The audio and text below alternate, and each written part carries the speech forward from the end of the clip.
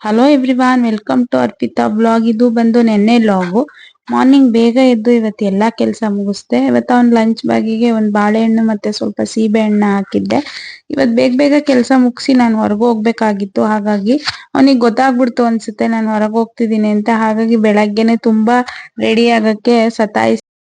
ಹೇಗೇಗೋ ಅವನ್ನ ಕನ್ವಿನ್ಸ್ ಮಾಡಿ ನಾವು ಅವನ್ನ ಸ್ಕೂಲ್ ಹತ್ರ ಡ್ರಾಪ್ ಮಾಡಿದ್ವಿ. ನಾನು ಇವತ್ತು ಬಸವೇಶ್ವರ ನಗರ್ಗೆ ಹೋಗ್ತಿದ್ದೆ. ಏನಕ್ಕಪ್ಪ ಅಂತ ಅಂದ್ರೆ ತುಂಬಾ ದಿನದಿಂದ ನಾನು ಸ್ಯಾರಿ ಪ್ಲೇಟಿಂಗ್ ಕಲ್ತ್ಕೋಬೇಕು ಅಂತ ಇಂಟ್ರೆಸ್ಟ್ ಇತ್ತು. ಹಾಗಾಗಿ ಅದನ್ನ ಕಲ್ತ್ಕೊಳ್ಳೋಣ ಅಂತ ಹೋಗಿದ್ದೆ.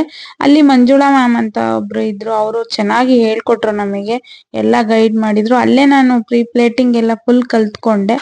ನಿಮಗೂ ಇಂಟ್ರೆಸ್ಟ್ ಇದ್ರೆ ಅವ್ರನ್ನ ಕಾಂಟ್ಯಾಕ್ಟ್ ಮಾಡಿ, ತುಂಬಾ ರೀಸನಬಲ್ ಪ್ರೈಸ್ ಅಲ್ಲಿ ನಿಮ್ಗೆ ಹೇಳ್ಕೊಡ್ತಾರೆ.